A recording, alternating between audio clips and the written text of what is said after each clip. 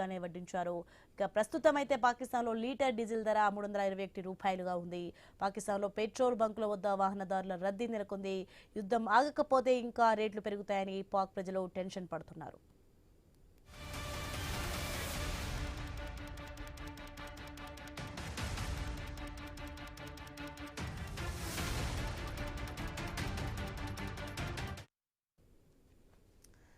Breaking results మనం చూస్తున్నాం. మొత్తానికి పాకిస్తాన్ పై అయితే పశ్చిమాసియా యుద్ధం ఎఫెక్ట్ తీవ్రంగా ఉంది. ఇక ఆ దేశంలో పెట్రోల్ డీజిల్ ధరలు అమాంతం పెరిగాయి.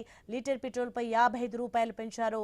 ఇక ప్రస్తుతం పాకిస్తాన్లో లీటర్ పెట్రోల్ ధర 336 రూపాయలుగా ఉంది. డీజిల్ పై కూడా భారీగానే వడ్డించారు. ఇక ప్రస్తుతం పాకిస్తాన్లో లీటర్ డీజిల్ ధర 321 రూపాయలుగా ఉంది.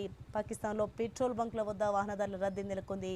యుద్ధం ఆగకపోతే ఇంకా రేట్లు పెరుగుతాయని పాక్ ప్రజలు టెన్షన్ పడుతున్నారు.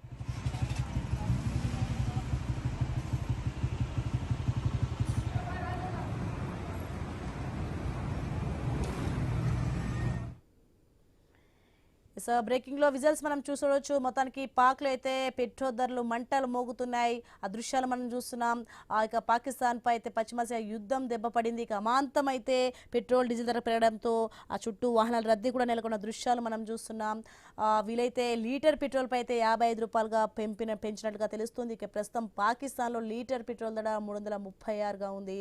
డీజిల్ పై కూడా భారీగానే వడ్డింపు ఉండడంతో చుట్టూ కూడా వాహనాల రద్దీ నెలకొంది. ఇక పాకిస్తాన్లో అయితే పెట్రోల్ బంకుల వద్ద వాహనాల రద్దీ ఏ విధంగా నెలకొందో ఆ దృశ్యాలు మనం చూస్తున్నాం.